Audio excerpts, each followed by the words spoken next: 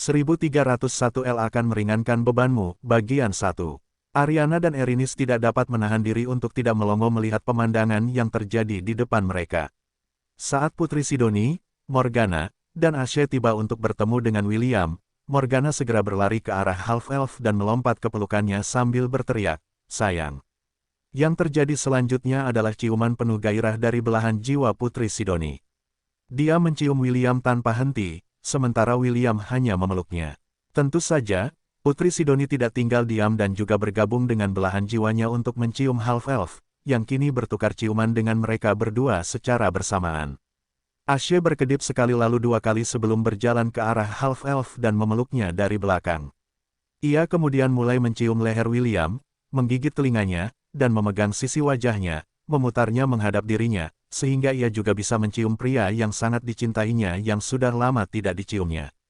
5 menit kemudian, Putri Sidoni dan Morgana dengan tidak sabar mulai menanggalkan pakaian William meskipun mereka berada di hadapan Ariana dan Erinis, membuat si halfling menutup matanya dengan tangannya, tetapi itu sia-sia karena ia masih mengintip melalui celah di antara jari-jarinya.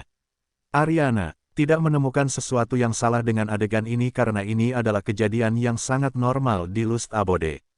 Setiap orang bisa dengan bebas berzina di mana saja yang mereka inginkan, dan tidak seorang pun akan mengangkat alis, bahkan jika mereka melakukannya di tengah jalan. Namun, seseorang keberatan. Tepat ketika Erinis hendak memberitahu William dan istri-istrinya untuk mencari kamar, sesuatu jatuh di atas kepalanya, yang kemudian diambil oleh William dengan satu tangan dan menatapnya dari dekat. Petik 2. Petik 2. Erinis tidak tahu harus berkata apa karena dia sangat mengenal benda di tangannya. Itu tidak lain adalah celana dalam William, yang dibelikannya untuknya di Amazon saat dia kehabisan pakaian untuk dipakai. Ya ampun, Ariana menutup bibirnya saat melihat William, yang membuat pengurus lapisan keempat menelan ludahnya tanpa sadar. Erinis juga melihat benda yang berdiri tegak dan bangga tepat di bawah pinggang William, membuat warna pipinya berubah menjadi lebih merah. "Ufufufu, aku merindukanmu, Will kecil," kata Morgana sebelum mencium si kecil, membuatnya berkedut karena kegembiraan. Sebelum wanita cantik itu bisa mengambil William, di dalam bibirnya yang lembut dan menggoda, sebuah teriakan mencapai telinga mereka. Berhenti," teriak Erinis dengan wajah yang menyerupai tomat merah. Apa kau tidak punya rasa malu? Kalian seharusnya melakukannya di dalam ruangan atau semacamnya." "Ya ampun, aku lupa kalau kita kedatangan tamu," kata Morgana dengan nada menggoda. "Ariana, bolehkah kami meminjam salah satu kamar di kediamanmu? Aku benar-benar lupa bahwa kita tidak boleh membiarkan dunia melihat betapa hebatnya suami kita." Petik 2. Tentu, jawab Ariana. "Kau boleh mengambil kamar manapun di lantai 2. Tidak ada yang diambil." "Terima kasih," jawab Putri Sidoni. Ia kemudian meraih lengan kanan William, sementara Morgana meraih lengan kirinya. Kedua wanita cantik itu menyeret William yang telanjang bulat ke atas dengan tergesa-gesa. Ashe mengikuti tepat di belakang mereka, meninggalkan seorang halfling berwajah merah, dan seorang wanita cantik yang ingin merasakan betapa hebatnya remaja berambut hitam itu. "Pasti menyenangkan," gumam Ariana sambil mengingat kejantanan half-elf itu, yang membuat rahimnya berdenyut hanya dengan melihatnya. "Aku ingin tahu apakah Sidoni akan mengizinkanku mengalaminya sekali saja." Erinis, yang masih memegang celana dalam William, hanya bisa membuka dan menutup mulutnya seperti ikan mas, tidak dapat berkata apa-apa, meskipun dia sudah menduga bahwa hal seperti ini mungkin terjadi ketika half-elf bertemu dengan istri-istrinya, dia tidak menyangka bahwa mereka akan mulai melakukannya di depan orang lain.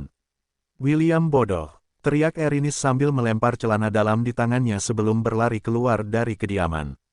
Ariana memperhatikan si tukang perahu kecil itu pergi dengan rasa ingin tahu, tetapi dia tidak mengikutinya. Dia tidak ingin mendapat masalah dengan salah satu atasannya, jadi dia memutuskan untuk tetap di tempatnya, dan menunggu para tamu di kediamannya menyelesaikan apapun yang mereka lakukan di lantai atas. Beberapa jam kemudian, Erinis duduk di salah satu bangku di taman, sambil melihat matahari terbenam.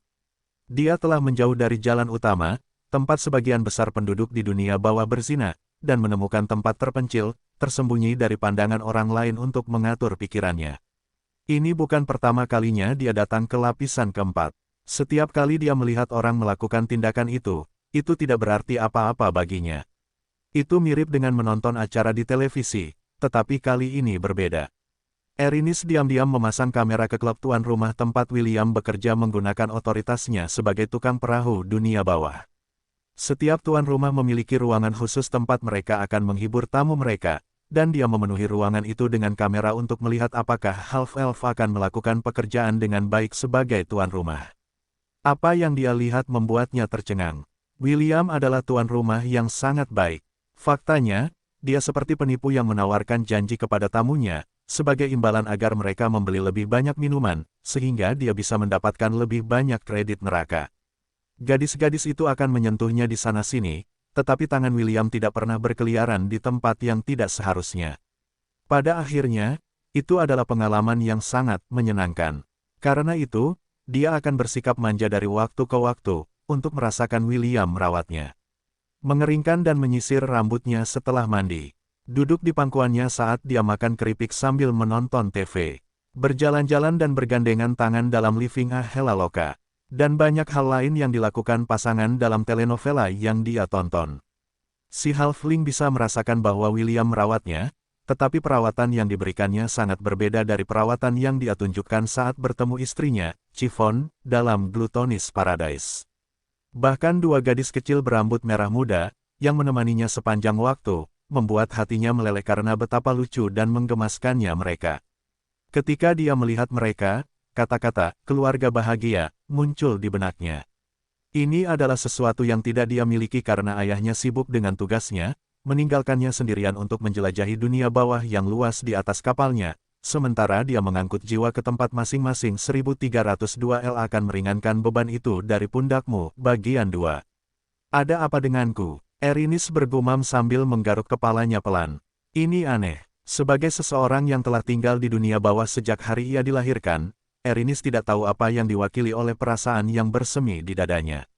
Yang ia tahu hanyalah dadanya terasa sakit saat William dicium di depannya. Seolah-olah seseorang mencuri sesuatu yang menjadi miliknya.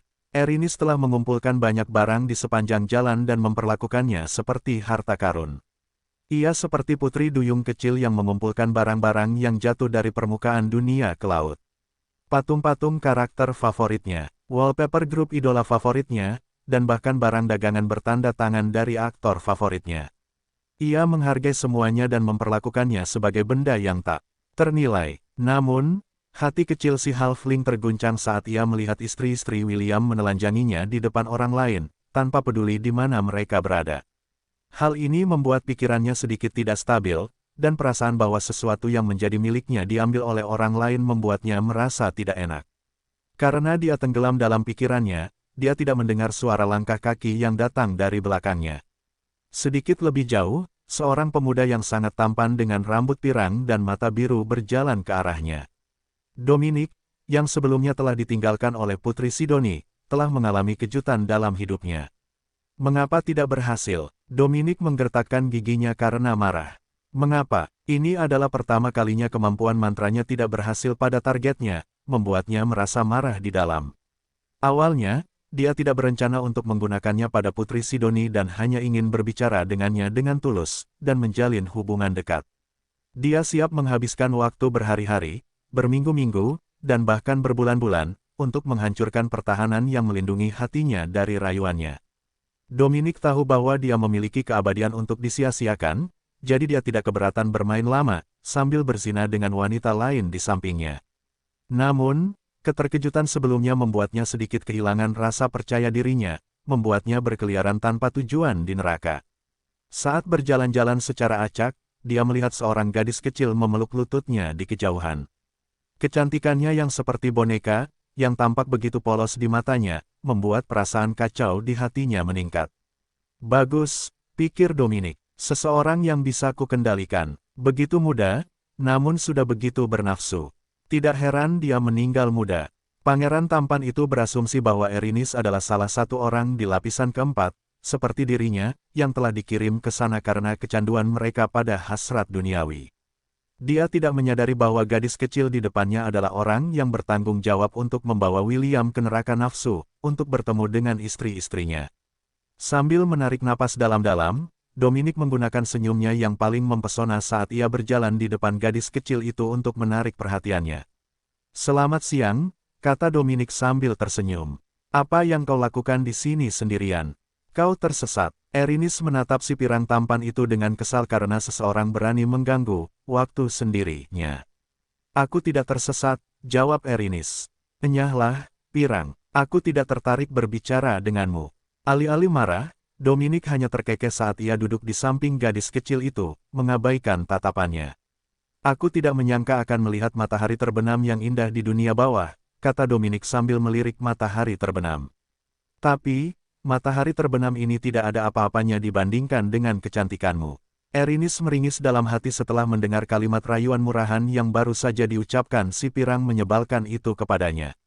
Si pirang, aku tidak berminat untuk bermain denganmu, kata Erinis.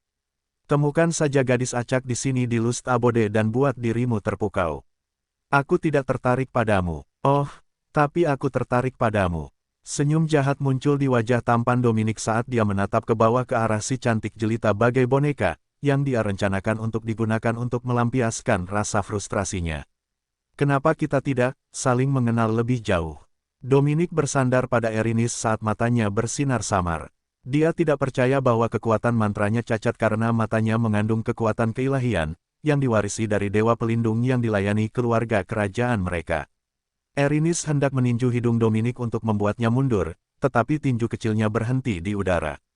Saat dia jatuh ke dalam trans, si halfling memiliki kemauan yang sangat kuat, namun, kemauannya telah terguncang sebelumnya karena insiden dengan William dan istri-istrinya.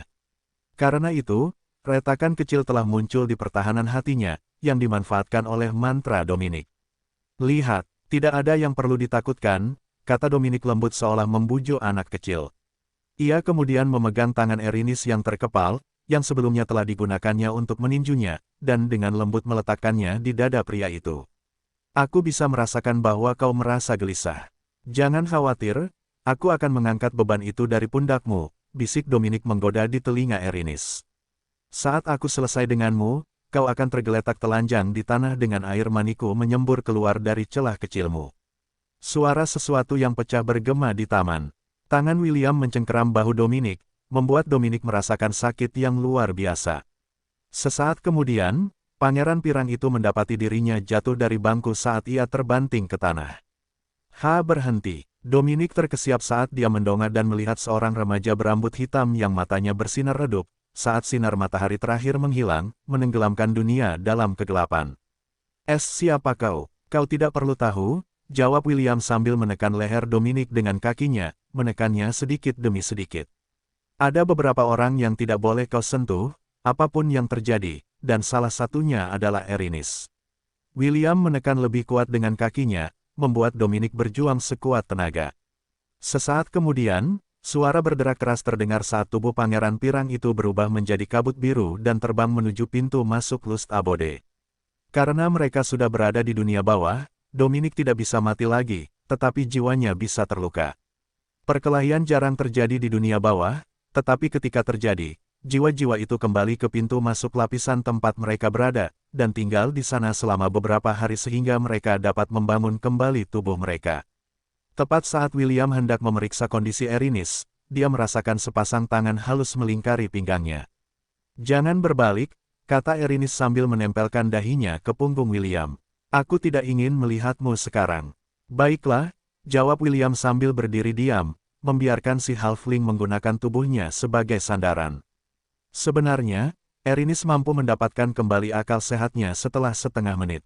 Meskipun mantra Dominic sangat kuat, dan berhasil menyelinap melewati celah di hatinya, dia tetaplah seorang dewi. Memiliki keilahiannya sendiri, mantra itu mendorong mantra itu keluar dari dirinya.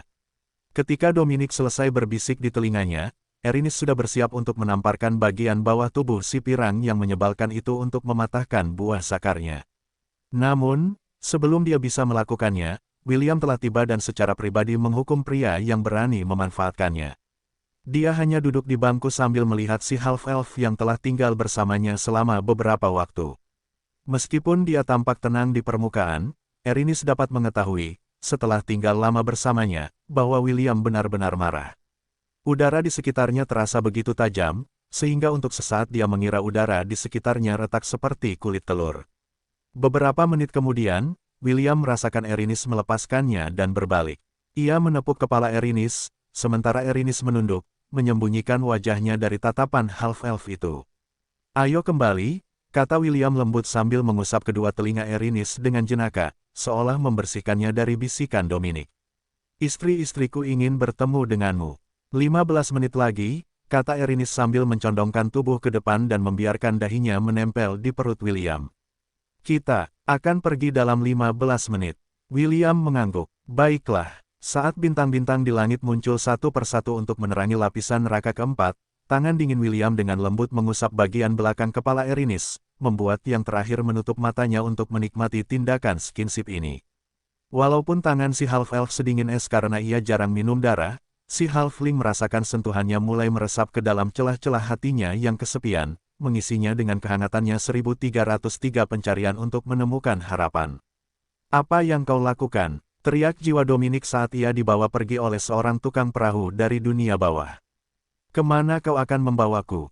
Tukang perahu itu tidak menjawab dan hanya menyeret Dominic yang sedang berjuang menjauh dari tempat tinggal Les. Setengah jam kemudian, mata Pangeran Pirang itu membelalak kaget saat ia melihat sungai yang mengamuk terbuat dari api, yang arusnya begitu cepat sehingga ia merasa bahwa saat ia dijatuhkan di sana, ia akan terperangkap selamanya. Tunggu, teriak Dominic ketakutan. Jangan bilang kau akan.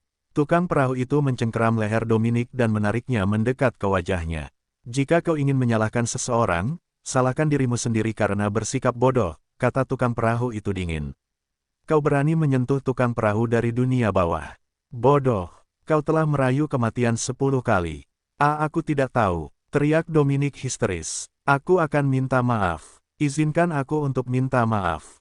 Aku akan membereskan ini dengan Mungkin karena kesal dengan permohonannya, sang tukang perahu melemparkan Dominic ke arah sungai api, membuat Dominic menjerit sekuat tenaga saat ia jatuh ke air yang berapi-api untuk disiksa selama lebih dari 100 tahun.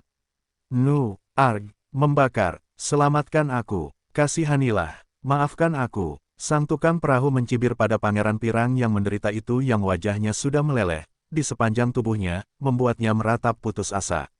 5 menit kemudian, sang tukang perahu menerbangkan perahu terbangnya, meninggalkan pangeran yang penuh nafsu itu untuk menderita hukuman yang memang pantas diterimanya. Tanda pisah tanda hubung tanda hubung tanda hubung tanda hubung tanda hubung. Di suatu tempat di dunia bawah. Sudah selesai. Seorang pria berjubah hitam bertanya saat ia duduk di singgasana yang terbuat dari tengkorak. Ya, yang mulia, sang tukang perahu berlutut saat ia menjawab. 100 tahun siksaan di sungai neraka, 100 tahun siksaan di dataran neraka. 200. Yang mulia, pria berjubah hitam itu bergerak perlahan saat tatapannya yang kuat tertuju pada tukang perahu yang telah membeku di tempatnya. Berikan hukuman 200 tahun untuk masing-masing. Sesegera, yang mulia. Itu akan dilakukan. Tukang perahu itu bergegas pergi karena dia masih harus menangani dokumen hukuman berat Dominic. Mereka harus mengawasi hukuman setiap jiwa untuk memastikan bahwa hukuman mereka tidak melebihi hukuman yang harus dijatuhkan kepada mereka. Hanya setelah mereka diadili, dan membayar dosa-dosa mereka secara penuh, mereka akan diizinkan untuk memasuki siklus reinkarnasi sebagai jiwa-jiwa murni yang telah melupakan semua ingatan mereka tentang, termasuk kejahatan yang telah mereka lakukan, kehidupan masa lalu mereka. Erinis, pria berjubah itu bergumam pelan. Nak, kau sedang bermain api. Tanda pisah tanda hubung tanda hubung. Di suatu tempat di kediaman nafsu. Jadi, namamu Erinis, kata Morgana. Aku sudah mendengar banyak hal tentangmu dari suamiku. Dia bilang dia ingin menidurimu setelah sarapan, menidurimu setelah makan siang, menidurimu setelah makan malam, dan menidurimu dalam mimpinya. Kupikir aku sudah melihat semuanya, tapi dia menargetkan seseorang yang lebih kecil dari Chiffon membuatku khawatir tentang apa yang akan terjadi di masa depan. Erinis meludahkan teh yang sedang diminumnya dan batuk berulang kali setelah mendengar kata-kata Morgana. William, yang duduk di sampingnya, mendesah sambil mengusap punggung para halfling, agar Erinis bisa pulih dari godaan istrinya. Aku bukan anak kecil lagi, jawab Erinis. Aku sudah berusia 18 tahun. Lagi pula, aku kecil karena aku seorang halfling. Morgana menutup bibirnya dan terkikik karena Erinis terlihat sangat imut dan menggemaskan dengan pipinya yang menggembung karena marah. Putri Sidoni dan Ashe, yang dengan tenang meminum teh mereka di samping, melirik si halfling yang tersipu malu setelah mengoreksi pernyataan Morgana. Mereka bisa mengerti mengapa Morgana ingin menggoda Erinis. Dia terlalu imut untuk diabaikan. Aku beritahu sekarang, meskipun suami kita yang tampan tampak seperti orang yang lembut, dia adalah serigala berbulu domba, kata Morgana. Dia akan memakanmu, dan hanya memuntahkan tulang-tulangmu. Sebaiknya kau tidak mengikatkan takdirmu padanya. Maksudku, lihatlah kami. Kami sangat mencintainya sehingga kami berakhir di dunia bawah ini. Kau harus belajar dari para seniormu. Pria tampan, karismatik, lezat, menggairahkan, dan tak tertandingi yang duduk di sampingmu itu adalah satu-satunya. Aku ragu kau akan bertahan satu ronde pun di ranjang dengannya. Kau masih bisa kembali, Erinis. Si halfling mendengus sambil menatap Morgana tanpa rasa takut. Kurasa kau membuat kesalahan. Aku tidak tertarik pada Will. Kami hanya teman seperjalanan. Teman tapi mesra. Aku suka istilah itu. Teman seperjalanan. Itulah yang kukatakan. Teman tapi mesra. William mendesah untuk kedua kalinya sebelum melirik istrinya yang seorang sucubus yang menggoda. Jangan terlalu menggodanya, oke, kata William. Jika bukan karena dia, aku tidak akan tiba di sini sepagi ini.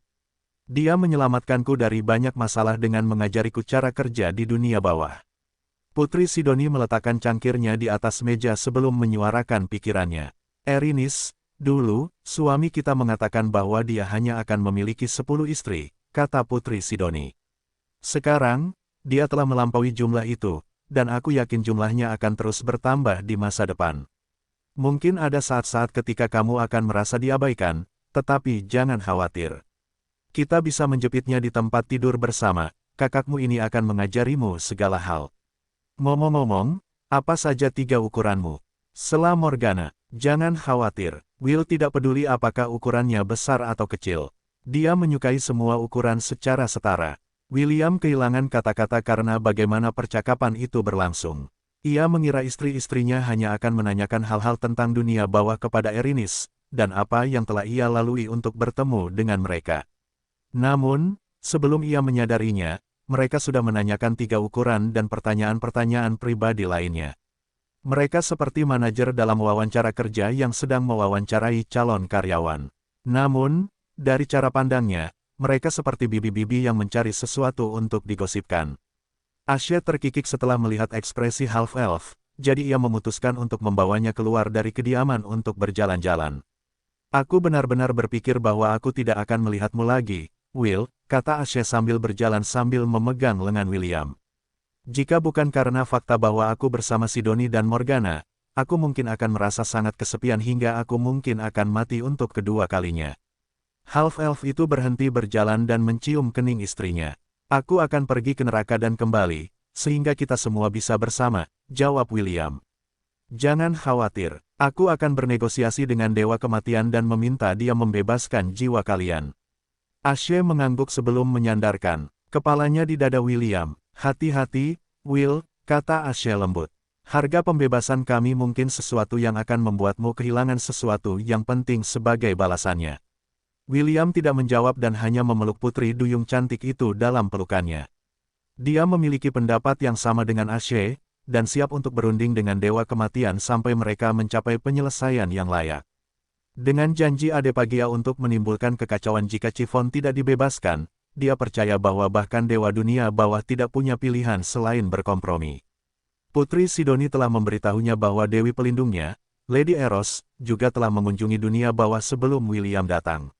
Dia berkata bahwa jika Thanatos tidak mengalah, dia akan memikat semua jiwa di dunia bawah dan memulai perang saudara.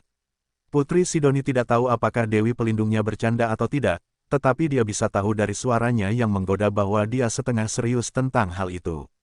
Setelah berpelukan cukup lama, mereka berdua menemukan bangku. William berbaring di pangkuan Ashe, sementara Ashe menyisir rambut hitamnya. Will, apa hubunganmu dengan Erinis? Tanya Ashe. Dari cara dia memandangmu, aku tahu bahwa dia adalah seseorang yang spesial baginya. Aku juga tahu dari caramu memandangnya bahwa dia juga spesial untukmu. Jadi, ceritakan saja, apa hubunganmu dengannya? Petik 2. Ini agak rumit, tetapi apakah kau bersedia mendengarkanku? Jawab William. Tentu saja, aku tidak punya kegiatan apapun di Lust Abode, kecuali diserang setiap hari oleh Sidoni dan Morgana di tempat tidur. Kamu sudah sangat menderita. Ashe terkekeh karena menurutnya kata-kata William lucu. Memang, dia sangat menderita karena kenikmatan yang diberikan kedua wanita sucubus itu selama beberapa bulan terakhir, tetapi dia lebih suka menderita di tangan mereka, daripada menderita di tangan orang lain. Ayo, mulai bicara, desak Ashe. Sidoni dan Morgana mungkin akan segera datang mencari kita. Sebaiknya kau selesaikan ceritamu saat itu. William tersenyum pahit saat mulai menceritakan kembali kisahnya tentang Deadlands. Haled, Amelia, Pearl, Priscilla, seorang wanita cantik dengan satu tanduk di dahinya, seorang wanita cantik berambut hijau dengan ekor yang menyerupai kadal Vesta, kata William saat mengakhiri kisahnya. Dan seorang halfling yang tampak seperti boneka yang tingginya hanya sedikit lebih dari 3 kaki. Dalam mimpi itu, seseorang mengatakan kepadaku bahwa jika aku mengumpulkan mereka semua, aku akan menemukan Hope. Ashe mendengarkan dengan diam saat William menyelesaikan kisahnya. Beberapa menit kemudian, dia dengan bercanda menarik telinga half-elf itu sambil tersenyum. Apakah kau yakin bahwa yang kau cari adalah harapan, dan bukan untuk menambah gadis-gadis ke dalam haremmu? Ashe bertanya. Mereka semua berjumlah 7 gadis. Lagi pula, tidakkah kau pikir cukup mudah bahwa kau sudah mengenal beberapa dari mereka, sementara sisanya kau temui dalam perjalananmu? Apakah itu berarti jika kita tidak mati, kau tidak akan mendapat kesempatan untuk bertemu Erinis, yang merupakan gadis terakhir yang menyelesaikan pencarianmu untuk menemukan Hope? William berkedip ketika dia menyadari apa yang disinggung Ashe. Seperti yang dikatakan Putri Duyung cantik itu, lebih dari separuh gadis yang dicarinya adalah wanita-wanita yang telah ditemuinya. Sedangkan untuk Vesta dan Anne, dia hanya bertemu mereka ketika dia pergi ke benua iblis. Erinis, yang merupakan orang terakhir yang hilang untuk melengkapi set tersebut, ditemukan di dunia bawah. Bahkan half-elf harus setuju bahwa jika istri-istrinya tidak meninggal, dia tidak akan memiliki kesempatan untuk bertemu dengan halfling yang seperti boneka, yang merindukan dunia permukaan, saat terjebak di dunia bawah. Seolah-olah takdir telah memainkan tangannya untuk memungkinkannya bertemu dengan wanita-wanita yang akan memainkan peran utama dalam hidupnya, dan menuntunnya untuk menemukan Hope yang cepat berlalu, yang dikejar semua orang selama saat-saat tergelap dalam hidup mereka. Ashe dengan rakus menjilati Williams, saat Putri Sidoni mencium bibirnya, menyelipkan lidahnya ke dalamnya. Morgana, di sisi lain, meninggalkan bekas ciuman di tubuh remaja berambut hitam itu, sementara jari-jarinya menggoda bagian dalam dirinya, mempersiapkannya untuk apa yang akan terjadi selanjutnya. Ini adalah hari keempat William di dalam Lust Abode, dan Ashe, Putri Sidoni, dan Morgana semua tahu bahwa dia akan segera meninggalkan mereka untuk mencari Selin, yang sedang mengandung anaknya. Karena itu, mereka memutuskan untuk mengambil inisiatif dan menjebak William setiap kesempatan yang mereka dapatkan, mencegahnya meninggalkan kediaman pribadi mereka, dan hanya menikmati kesenangan hari demi hari. Petik 2. Tidak bisakah kalian sedikit tenang? Gerutu Erinis. Aku mencoba tidur di sini. Saat ini dia tinggal di dalam kamar Ashe karena dia dan William akan pergi saat pagi tiba. Putri Sidoni dan Morgana bahkan mengundang Erinis untuk bergabung dengan mereka sehari yang lalu, tetapi yang terakhir dengan tegas menolak tawaran mereka dengan wajah merah padam. Halfling itu tahu bahwa kedua sucubi cantik itu hanya menggodanya, tetapi jauh di dalam hatinya, dia tahu bahwa mereka juga setengah serius. Tujuan William dan Erinis berikutnya adalah dataran kemarahan, tempat mereka yang telah menyerah pada tindakan perang, kekerasan, dan tindakan ekstrim apapun yang membahayakan apapun, dan segala sesuatu di sekitar mereka dikirim setelah mereka meninggal. Ini adalah tempat di mana mereka akan menghabiskan hari-hari mereka berkelahi satu sama lain, sampai semua kemarahan mereka yang terpendam dilampiaskan, memungkinkan mereka untuk melanjutkan ke tahap kehidupan berikutnya.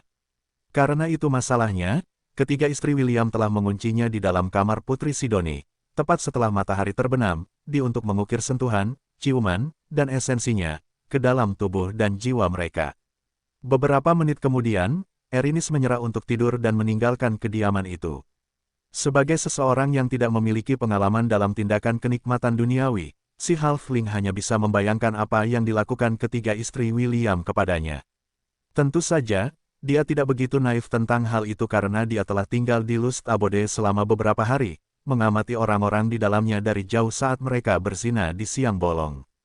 Tapi, yang mengejutkan, dia tidak dapat membayangkan melakukan hal yang sama dengan remaja berambut hitam yang akan dia temani ke lapisan berikutnya saat matahari terbit dari timur. Saat itu, Erinis tidak terlalu peduli dengan tindakan bercinta ini karena dia tidak bisa membayangkan dirinya jatuh cinta pada seseorang, dan menyerahkan hati, tubuh, dan jiwanya kepada mereka. Karena itu, dia telah menonton banyak telenovela romantis untuk lebih memahami perasaan cinta. Itulah sebabnya dia merasa bingung tentang keinginannya untuk tetap berada di sisi William. Apakah karena perasaan cinta monyet, atau hanya keinginannya untuk memainkan peran pendukung dalam kisah pangeran yang pergi ke dunia bawah untuk menyelamatkan istri-istrinya? Ketika dia pertama kali melihat remaja berambut hitam itu dan mengetahui bahwa dia adalah orang yang hidup, ketertarikan Erinis padanya tumbuh. Kemudian, ketika dia mengenalnya sedikit lebih baik, dia mengetahui bahwa, meskipun William tampak angkuh, dia sebenarnya orang yang sangat peduli. Selain itu, dia tidak ingin mengakuinya, tetapi pada hari ketika William menyelamatkannya dari upaya jahat Dominic untuk memanfaatkan kelemahannya, dia merasa seolah-olah dia telah menjadi protagonis dalam salah satu acara yang sering dia tonton. Sama seperti pemeran utama wanita yang diselamatkan oleh pemeran utama pria di saat-saat tergelapnya dan membentuk hubungan dengannya yang mengarah pada hubungan romantis. Itulah skenario yang terjadi pada Erinis, namun, dia tidak tahu apakah perasaan syukur itu ada hubungannya dengan cinta, yang membuatnya bingung. Tidak ada gunanya memikirkan hal-hal ini, Erinis, gumam si halfling. Bahkan jika dia berhasil menyelamatkan istri-istrinya, hanya mereka yang bisa meninggalkan tempat ini. Aku tidak bisa melakukan itu. Aku akan selamanya terjebak di sini di dunia bawah. Desahan panjang dan dalam keluar dari bibir Erinis saat dia berbaring di dek kapal terbangnya, yang saat ini melayang di atas Lust Abode. Kuharap pagi segera datang, pikir Erinis sambil memejamkan mata. Lalu kita bisa meninggalkan tempat ini, dan aku akan punya waktu berdua dengan Will untuk lebih memahami apa yang kurasakan tentangnya. Tepat saat dia akan tertidur, dia merasakan kehadiran seseorang yang mendekati kapalnya. Si halfling segera menopang dirinya dan melirik ke kanan, tepat pada waktunya untuk melihat kapal terbang lain, yang dipimpin oleh seorang ferryman lain, melayang di samping kapalnya sendiri. Sudah lama tidak bertemu, Erinis, sang tukang perahu menyapa si halfling. Apa kabar? Itu kamu, Kali? Erinis tersenyum lebar setelah mendengar suara temannya. Apa yang kamu lakukan di sini? Tukang perahu bernama Kali itu, melepaskan jubah hitam dari wajahnya, memperlihatkan wajah cantik dengan rambut panjang berwarna coklat tua, dan mata hijau. Aku baru saja kembali dari melemparkan seseorang ke sungai neraka, jawab Kali. Bos benar-benar membuat segalanya sulit bagiku. Aku harus mengerjakan banyak dokumen setelah berurusan dengan bajingan itu. Kedengarannya sulit. Bagaimana kabar bos? Yah, dia sama seperti biasanya. Petik 2. Begitu, senyum di wajah Erinis sedikit meredup setelah mendengar kata-kata Kali.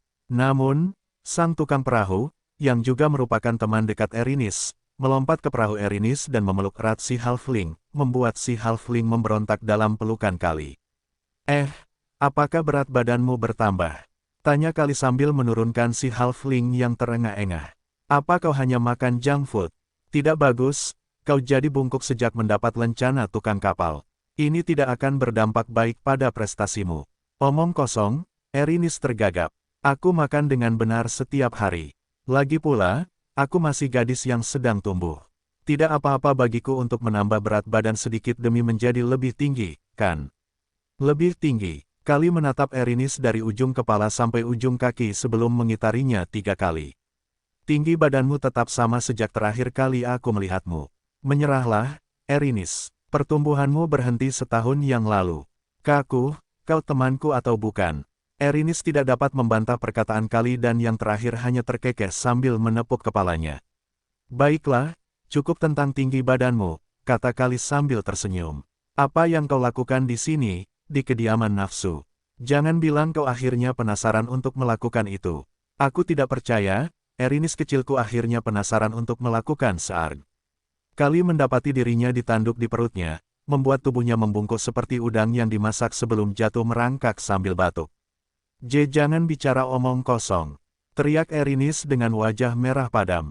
Siapa yang tertarik belajar cara melakukan hal itu? Tenanglah, aku hanya bercanda. Kali memijat perutnya sebelum menopang dirinya sendiri. Dia tidak menyangka Erinis akan bereaksi seperti ini, jadi hal itu membuatnya tertarik. Hei, Erinis, ku dengar kau bepergian dengan seseorang akhir-akhir ini, kata Kali sambil tersenyum. Apakah dia laki-laki? Itu bukan urusanmu, jawab Erinis sambil cemberut. Kali berjalan mendekat dan berjongkok sedikit, sehingga ia bisa bertatapan langsung dengan si halfling yang memasang ekspresi waspada di wajahnya yang seperti boneka. Begitu ya, dia laki-laki. Jadi, apakah dia tampan? Petik 2 titik titik titik. Aku tidak mengatakan apakah dia laki-laki atau bukan. Kali terkekeh. Tentu saja ia tahu bahwa Erinis bepergian dengan seorang laki-laki. Ia adalah salah satu dari para pengangkut jiwa yang telah mengangkut jiwa selama ratusan tahun di dunia bawah, jadi cukup mudah baginya untuk mengumpulkan informasi tentang orang yang bepergian dengan Erinis. Kudengar dia masih hidup, komentar Kali. Baginya untuk muncul di sini sebelum ajal menjemputnya benar-benar menarik. Katakan padaku, seperti apa dia? Orang seperti apa dia? Petik 2. Tidak ada komentar, jawab Erinis. Au, jangan seperti itu. Kakakmu di sini untuk memberimu nasihat tentang cinta. Aku tidak butuh nasihatmu. Kali menyeringai sebelum mendekatkan kepalanya ke arah si halfling yang tanpa sadar melangkah mundur. Karena dia masih hidup, cukup mudah untuk mengikatnya padamu, kata Kali. Biarkan saja dia memakan makanan dari dunia bawah. Selama kau menyiapkannya sendiri, dia akan terikat padamu selamanya. Aku tidak akan melakukan hal tercela seperti itu, jawab Erinis. Will dan aku berteman. Oh, jadi namanya Will. Aku pernah melihat fotonya, dan dia terlihat seperti orang yang sangat baik, Kali tersenyum. Jika kau tidak tertarik padanya, mungkin aku bisa memberinya makanan di dunia bawah dan menjadikannya milikku. Sebelum Kali sempat menyelesaikan apa yang hendak dikatakannya, dia merasakan bilah ditskite yang dingin dan tajam tergantung di lehernya. Kali, jangan pernah berpikir tentang itu, kata Erinis saat matanya berubah merah. Rambutnya berkibar ringan tertiup angin saat dia memegang senjatanya dengan erat di tangan kecilnya. Will tidak boleh disentuh. Dia milikku. Alih-alih merasa takut, senyum di wajah Kali melebar. Begitu, komentar Kali. Karena kau sudah membuat keputusan untuk menjadikannya milikmu, maka kau tahu apa yang harus dilakukan. Kali dengan ringan menyingkirkan bilah ditskihe dari lehernya dengan jarinya. Ada lebih dari satu cara untuk mengikat makhluk hidup ke dunia bawah, dan itu bukan hanya tentang makanan, bisik Kali di telinga Erinis seolah-olah dia adalah iblis yang menggodanya untuk melakukan perbuatan jahat. Bayangkan saja, menghabiskan keabadian bersamanya, bukankah itu luar biasa? Erinis mendengus sambil mencabut senjatanya dan berbalik. Dia tidak ingin menatap wajah Kali sekarang karena kata-kata yang diucapkannya telah mengguncang hatinya. Keluar dari perahuku, kata Erinis. Aku tidak ingin melihatmu dalam waktu dekat. Baiklah, aku pergi, jawab Kali sebelum dengan santai melompat ke perahu terbangnya sendiri, yang mengapung di samping milik si halfling. Tapi, ingat ini, Erinis, kamu milik dunia bawah. Dunia permukaan tidak seindah dan sedamai yang kamu lihat di telenovelamu. Itu adalah tempat yang buruk yang dipenuhi pria dan wanita jahat yang melakukan hal-hal keji satu sama lain. Kau seharusnya lebih tahu itu daripada aku. Lagi pula, kau telah mengangkut mereka yang telah pergi ke banyak lapisan neraka. Kau seharusnya sudah tahu sekarang seperti apa sifat manusia. Setelah mengucapkan kata-katanya, Kali mengarahkan perahunya menjauh dan menuju ke lapisan ketiga dunia bawah. Meskipun dia mengatakan beberapa hal yang cukup kasar, dia hanya khawatir tentang temannya, Erinis. Dia bahkan mengingatkannya bahwa ada cara lain untuk menahan William di dunia bawah. Jika dia benar-benar menginginkannya, Erinis, kau masih terlalu muda dan polos, gumam Kali saat perahunya turun menuju lapisan ketiga. Aku tidak tahu apa yang dipikirkan bos, membiarkan half-elf itu bergerak bebas di dunia bawah, saat dia masih hidup, tetapi aku punya firasat bahwa apapun yang ada dalam pikirannya saat ini, itu adalah sesuatu yang harus kau hindari apapun yang terjadi. Kali telah berada di dunia bawah untuk waktu yang sangat lama, dan dia telah melihat semua wajah manusia selama bertahun-tahun mengangkut jiwa orang mati. Meskipun dia tahu bahwa ada juga manusia baik di antara kelompok itu, dia baru saja melihat begitu banyak hal jahat sehingga hatinya sudah dingin dan mati rasa ketika harus berinteraksi dengan orang-orang yang telah membuat orang lain menderita hanya demi keegoisan mereka. Yah, apapun yang terjadi, aku mendukungmu, kata Kali lembut. Enaknya jadi muda, begitu polos dan bodoh di saat yang sama. Sang pengangkut dunia bawah mendesah sebelum melirik Lestabode sekali lagi sebelum melanjutkan perjalanannya, meninggalkan temannya, yang pikirannya terguncang karena memikirkan untuk menjaga half-elf yang tampan di sisinya. Untuk selamanya, hati-hati, Will, kata Ashe sambil memeluk half-elf yang memeluknya erat. Aku akan melakukannya, jawab William. Tunggu aku pasti akan kembali. Ya, Ashe menatap suaminya dengan tatapan penuh kasih. Aku akan menunggumu. Keduanya berciuman dengan penuh gairah selama beberapa detik sebelum mereka berdua dengan enggan berpisah. Begitu Ashe mundur, Putri Sidoni menggantikannya. Alih-alih mengucapkan kata-kata perpisahan, Putri Sucubus mencium William selama setengah menit, sebelum menggigit lehernya dengan main-main, meninggalkan bekas ciuman. Bersikaplah baik saat aku pergi, oke? Kata Will sambil membelai pipi Putri Sidoni. Jangan khawatir, jawab Putri Sidoni. Tidak peduli berapa banyak pria tampan di sini di Lestabode, kaulah satu-satunya untukku. Putri Sidoni dengan main-main mencium hidung William sebelum mundur sambil terkikik. Sekarang, giliranku, sayang. Morgana membuka kedua lengannya lebar-lebar sambil memeluk erat half-elf itu. Sama seperti Putri Sidoni, dia mencium William berulang kali, tetapi ini berlangsung selama 1 menit penuh sebelum dia menariknya kembali. Sayang, hati-hati, bisik Morgana. Ketika Erinis kembali, dia tampak linglung. Intuisi wanitaku mengatakan bahwa dia mungkin akan menggunakan perangkap madu terhadapmu. William menjentikkan dahi Morgana yang membuat Morgana menjerit kaget. Erinis terlalu polos untuk itu, jawab William. Aku lebih khawatir tentangmu yang menjebak orang lain di sini di Lestabode. Ah, kamu tidak perlu khawatir tentang itu. Kami akan memakan Ashe sambil menunggumu. Yakinlah, hati, tubuh, dan jiwa kami, hanya milikmu.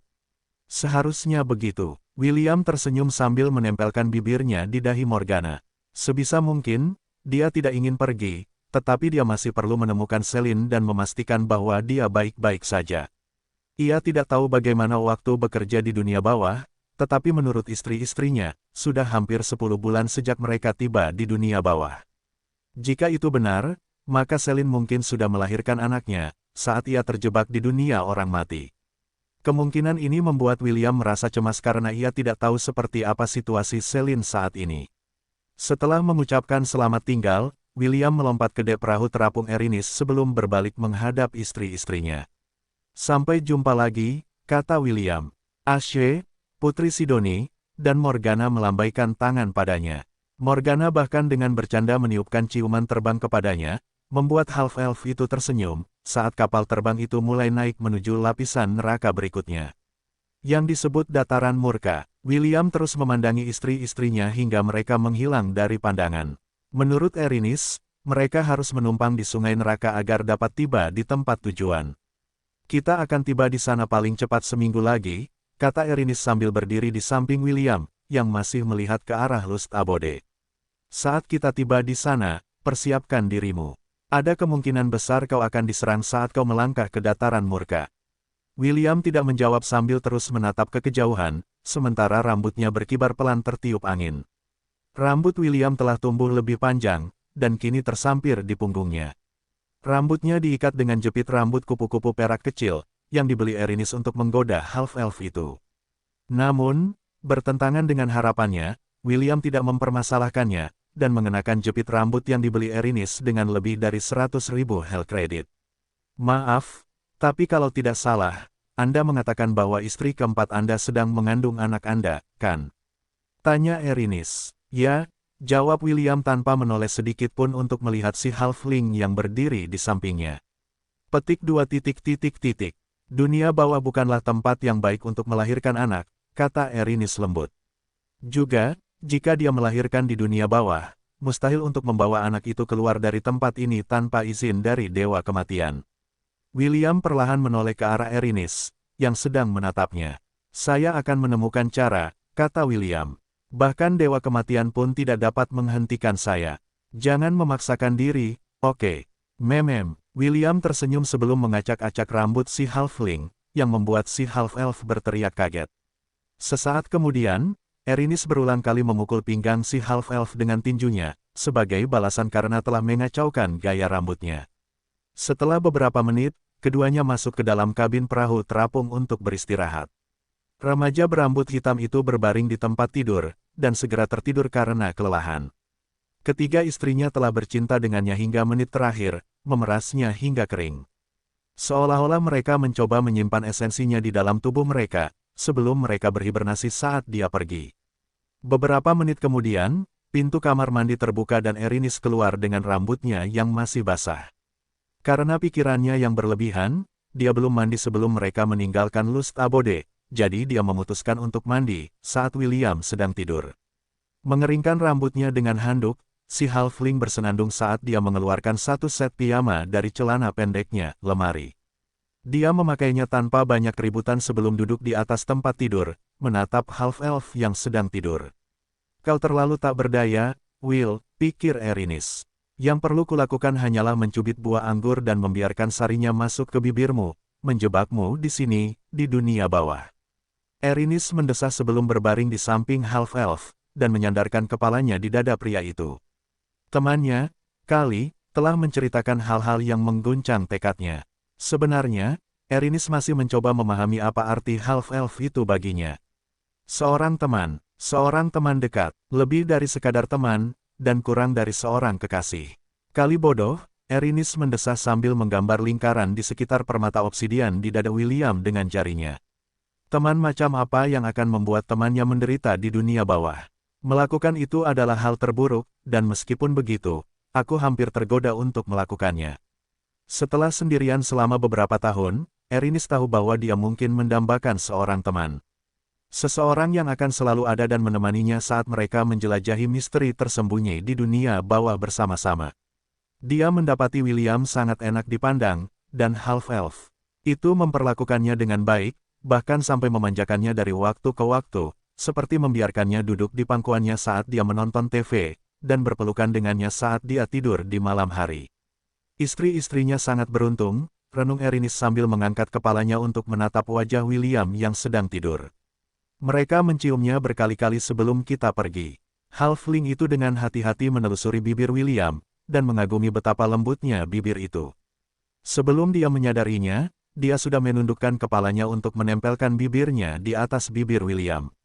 Sudah terlambat baginya untuk berhenti seolah-olah dia ditarik ke bawah oleh hukum gravitasi, membuat bibir lembutnya menyentuh bibir William, dengan matanya tertutup rapat. Beberapa detik kemudian dia segera menarik kembali seolah-olah dia telah tersengat listrik oleh sesuatu. Menempatkan tangannya di atas bibirnya, dia menatap ke bawah ke arah half-elf yang sedang tidur, saat wajahnya perlahan berubah merah padam. Seolah merasakan ada yang tidak beres, William membuka matanya dengan mengantuk untuk melihat Erinis yang sedang menatapnya dengan kedua tangan menempel erat di bibirnya. Erinis. William mengusap matanya pelan sebelum menegakkan tubuhnya ke posisi duduk.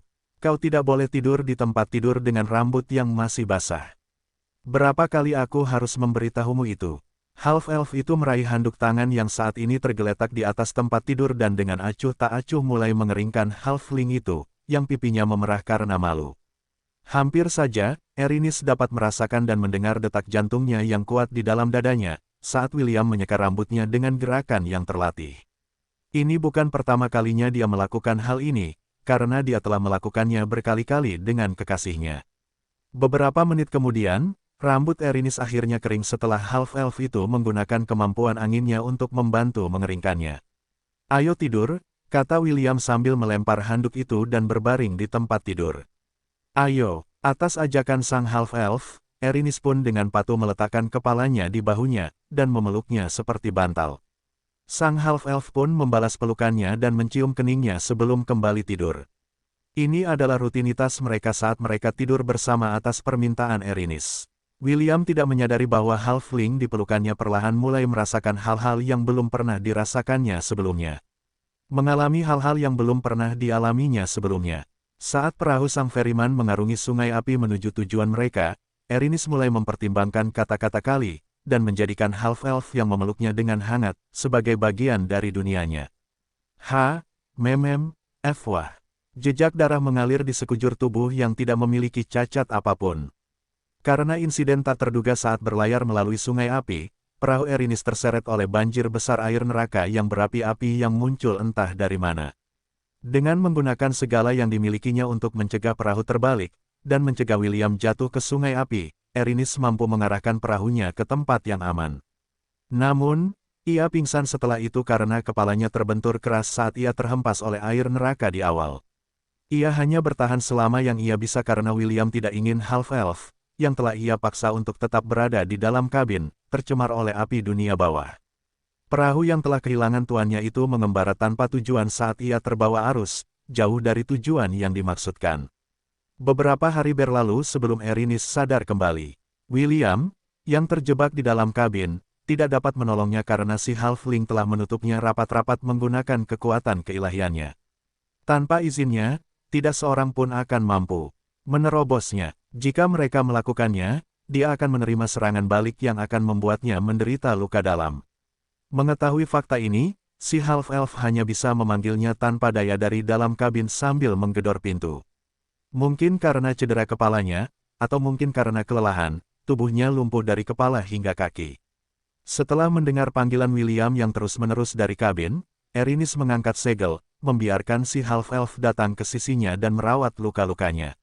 Si half-elf melakukan yang terbaik untuk merawat si halfling yang terluka, tetapi tidak ada yang berhasil. Erinis telah memberitahunya bahwa ramuan penyembuh yang berasal dari dunia permukaan tidak berpengaruh pada penghuni dunia bawah. Hanya obat-obatan dari dunia bawah yang akan menyembuhkan luka-luka mereka.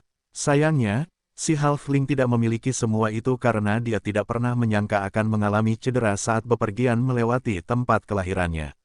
Hari berganti minggu, hingga sebulan berlalu. Meskipun Erinis perlahan pulih, masih terlalu lambat baginya untuk menggerakkan tubuhnya. Satu-satunya yang bisa dia gerakkan adalah matanya, dan mulutnya yang biasa dia gunakan untuk berbicara dengan William. Lebih buruk lagi, William juga kehabisan kantong darah. Berada di dalam River of Flames membuat tubuhnya terpapar asap yang lebih kuat dari miasma. Asap ini mengipasi dahaga darahnya, membuatnya menggunakan lebih banyak kantong darah yang telah dikemas Erinis untuk perjalanan mereka. Half-elf itu juga menyadari bahwa setelah pertarungannya dengan Akamana, rasa haus darahnya entah bagaimana meningkat ke tingkat berikutnya.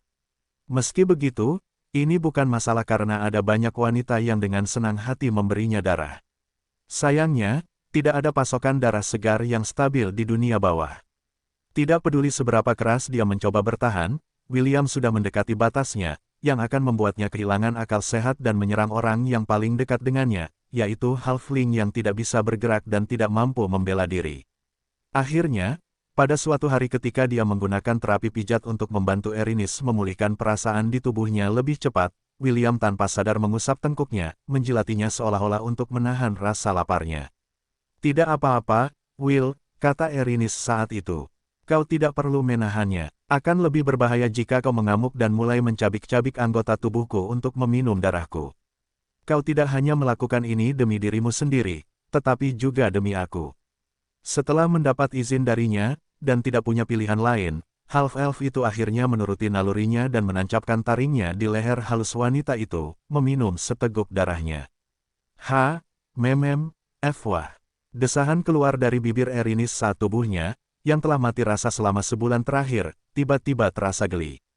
Seperti ladang kering yang tidak pernah diguyur hujan selama beberapa tahun, dia mulai merasakan kembali sensasi yang telah hilang, saat gelombang asing melewati tubuhnya, membuat desahan lembut keluar dari bibirnya yang lembut. Garis darah mengalir di tubuh mudanya yang tanpa cacat, membuat half-elf, yang hampir kehilangan akal sehatnya, menatapnya dengan napas terengah-engah. Sesaat kemudian, dia menjilati jejak darah, hingga ke sumbernya sebelum menciumnya, menutup luka sepenuhnya. Seolah-olah penderitaan selama sebulan yang mereka alami adalah kebohongan. Erinis mendapatkan kembali kendali penuh atas tubuhnya, terbebas dari kelumpuhan yang telah menguasainya selama berminggu-minggu. Tepat setelah itu, dia memerintahkan perahu untuk memperbaiki arahnya, jadi mereka sekali lagi berlayar menuju tujuan mereka. Meski begitu, perjalanan menuju dataran kemarahan akan memakan waktu 2 minggu lagi. Meninggalkan half-elf tanpa pilihan selain bergantung pada halfling untuk makanan, yang dengan sukarela diberikannya. 2 minggu kemudian, mereka akhirnya tiba di tujuan mereka. Ini dataran kemarahan, William bertanya sambil menatap keluar jendela kabin. Ya, jawab Erinis sambil bersandar pada half-elf, yang baru saja selesai meminum darahnya. Ini adalah lapisan kelima dunia bawah, dan tempat di mana aku telah melihat wanita yang memiliki kemiripan dengan tuanmu, Celine. Mendengar kelemahan dalam suaranya, William menggendongnya seperti seorang putri saat ia membaringkannya di tempat tidur. Istirahat dulu, kita bisa menjelajahinya besok, kata William lembut sambil memeluk si halfling yang telah melakukan banyak hal untuknya. Sebaiknya begitu, komentar Erinis sambil membenamkan kepalanya di dada William. Aku benar-benar lelah. Perjalanan yang sangat panjang. Remaja berambut hitam itu menggendong gadis telanjang itu di lengannya. Sejak hari dia meminum darahnya, keduanya tidur bersama tanpa mengenakan apapun, saling berpelukan. Mereka tidak melakukan apapun yang sensual, karena mereka berdua hanya mendambakan kehangatan satu sama lain selama perjalanan yang panjang dan berbahaya itu menuju tujuan mereka. William peduli pada Erinis dan si halfling itu memahami hal ini. Itulah sebabnya dia mempercayainya dengan segenap jiwanya, mengetahui bahwa William tidak akan melakukan apapun untuk menyakitinya. Meskipun dia masih tidak yakin apa yang harus dirasakannya tentang William, satu hal yang pasti. Dia suka bersama William, dia suka dipeluk olehnya, dengan kulit mereka saling bersentuhan, dan tubuhnya menempel di tubuh William. Sama seperti yang mereka lakukan sekarang, membuatnya merasa aman dan hangat. Saat remaja berambut hitam itu menggendong gadis yang sedang tidur di lengannya, dia merenungkan arti sebenarnya dari harapan. Sekarang dia berada di dunia bawah untuk menemui istri-istrinya dan bernegosiasi dengan Dewa Kematian, dia tidak tahu di mana harapan berperan. Dia tidak tahu peran apa yang akan dimainkan, harapan, dalam hidupnya. Mungkin aku akan tahu jawaban atas pertanyaan itu setelah mereka semua berkumpul di satu tempat, pikir William. Haled, Amelia, Pearl, Priscilla, Anne, Vesta, dan Erinis. Ketujuh orang ini memegang kunci harapan, dan apapun yang akan diberikannya kepadaku pada akhirnya, aku akan menerimanya dalam bentuk apapun. Tanda pisah tanda hubung tanda hubung tanda hubung tanda hubung. Dataran murka, iblis berambut hijau melemparkan bola api hitam ke musuh-musuhnya sebelum memanggil cambuk hitam untuk menyerang musuh yang mencoba mengepungnya. Di dalam dataran murka, semuanya bebas untuk semua. Dengan setiap orang yang kau bunuh, kau mendapatkan satu hell credit, yang sangat sedikit dibandingkan dengan apa yang bisa kau dapatkan dari beberapa lantai pertama Underworld. Namun, ini adalah hukum di Fifth Layer, dan mereka tidak punya pilihan selain mendapatkan 1 miliar hell credit, untuk mendapatkan kesempatan memasuki Cycle of Reincarnation. Setiap hari, semua orang akan mati berkali-kali karena mereka dibunuh oleh orang-orang yang mengumpulkan kredit berharga ini untuk mengakhiri penderitaan mereka. Di dalam Plains of Wrath, setiap sensasi berlipat ganda 100 kali. Satu luka tusuk akan membuat siapapun menjerit kesakitan, seolah-olah seluruh tubuh mereka terbakar. Hanya yang kuat yang tersisa. Hal yang mengejutkan adalah, setiap kali seseorang mati, mereka juga akan mendapatkan satu hell credit.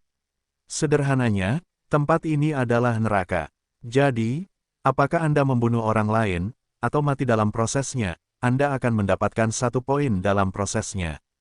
Namun, karena rasa sakit yang luar biasa yang akan diderita seseorang pada saat kematian mereka, semua orang lebih suka membunuh orang lain daripada mengalami rasa sakit yang melampaui batas. Kefanaan, dia di sini, Felix bergumam tepat setelah mencabut pedang hitamnya dari dada orang yang baru saja dibunuhnya. Aku bisa merasakannya, pengantinku ada di sini. Sang pewaris kegelapan menatap ke arah utara di mana menara hitam raksasa berdiri. Tidak seorang pun dapat melihat puncak menara karena tersembunyi di atas awan. Meski begitu, Felix dapat merasakan hubungan antara dirinya dan pengantin yang dinubuatkannya, yang mengejutkannya.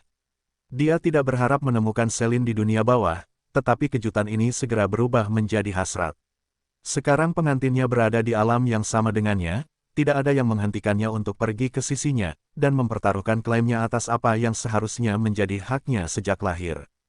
Tunggu aku, Celine, kata Felix sambil berjalan menuju sekelompok pria yang berlari ke arahnya dengan senjata siap sedia. Aku akan segera ke sana. Jaga diri, kata Erinis. Aku akan menunggumu di sini. Baiklah, kata William sambil menepuk kepala Erinis pelan. Aku akan kembali secepatnya. Erinis mengangguk sebelum memeluk William sekali lagi. Semenit kemudian, dia dengan enggan mundur dan melangkah pergi. Aku akan menunggumu di dalam perahuku, kata Erinis sebelum menunjuk menara hitam di kejauhan. Istrimu berada di puncak menara kemarahan. Tapi hati-hati, tempat ini adalah tempat paling kacau di dunia bawah. Semua orang di dataran kemarahan ini ingin membunuhmu, jadi jangan percaya siapapun. Akan aman jika kau membunuh siapapun yang kau lihat. Mereka semua orang jahat. William tersenyum. Jangan terlalu merindukanku, oke. Erinis mendengus. Pergilah. Pastikan untuk membawa kantong darahmu. Aku tidak ingin melihatmu menangis seperti anak kecil saat kau kembali karena kehabisan kantong darah. Kau yang paling kecil di sini. Tinggi badan tidak penting. Aku seorang halfling. Apa kau melihat halfling yang tinggi? William menyeringai sebelum melambaikan tangan pada Erinis. Meskipun dia menginginkan gadis kecil itu menemaninya, gadis kecil itu dengan tegas menolak untuk menemaninya menyeberangi dataran murka, dengan mengatakan bahwa tidak ada seorang pun dari para pengangkut yang diizinkan menginjaknya tanpa izin dari atas. Half-elf itu tidak tahu apakah Erinis mengatakan yang sebenarnya atau tidak, tetapi dia memutuskan untuk mempercayainya. Melihat punggungnya semakin mengecil, dan semakin mengecil di kejauhan, Erinis meletakkan tangan kanannya di dadanya. Sebenarnya, dia bisa menemani William dengan baik. Namun, dia tidak ingin mengalami ketidaknyamanan yang dia rasakan di Lust Abode, ketika half-elf itu berhubungan intim dengan istri-istrinya. Dia masih bingung tentang perasaannya terhadap remaja berambut hitam itu, yang telah meminum darahnya beberapa kali selama perjalanan mereka menyusuri sungai neraka. Erinis bahkan tidak tahu apakah William memperlakukannya sebagai seorang wanita, bukan seorang gadis kecil karena tubuhnya yang kecil. Dia tidak melihat William tersipu ketika mereka berdua tidur telanjang, bersama-sama, yang membuatnya merasa bahwa William tidak menganggapnya menarik, dan hanya menggunakannya sebagai suplai darah dan bantal peluk yang bisa dipeluknya di malam hari. Siapa yang kubohongi? Desa Erinis. Akulah yang memaksakan posisi itu padanya setiap malam. Memang dialah yang suka berpelukan dengan William, dan orang yang bertanggung jawab untuk menyuruhnya tidak mengenakan apapun saat mereka tidur bersama, karena dia menyukai kehangatan kulit William di kulitnya. Apakah ini artinya menjadi dewasa? Pikir Erinis sambil meletakkan tangan kirinya di dadanya. Aku tak tahu kalau aku akan merasa sesakit ini saat melihat seseorang meninggalkanku. Erinis mendesah untuk kedua kalinya saat bayangan William menghilang dari pandangannya. Kembalilah segera, Will, Erinis bergumam. Aku kesepian. Tanda pisah tanda hubung tanda hubung tanda hubung. Saat William memulai perjalanannya di dataran murka, pertempuran hebat terjadi di langit di atas kekaisaran Ainsworth. Setelah kekalahan mereka melawan bawahan half-elf, Paus bersikap tenang selama hampir sebulan sebelum melancarkan serangan habis-habisan terhadap kekaisaran William. Meskipun ada kecurigaan bahwa ada mata-mata di antara barisan mereka, Paus sekali lagi mengumpulkan kelima dewa semu dan membawa mereka ke wilayah khusus milik Ordo Suci Cahaya. Setelah itu, para dewa semu mendirikan beberapa penghalang, dan menandatangani kontrak individu dengan Paus bahwa tidak seorang pun dari mereka akan membocorkan rencana mereka apapun yang terjadi.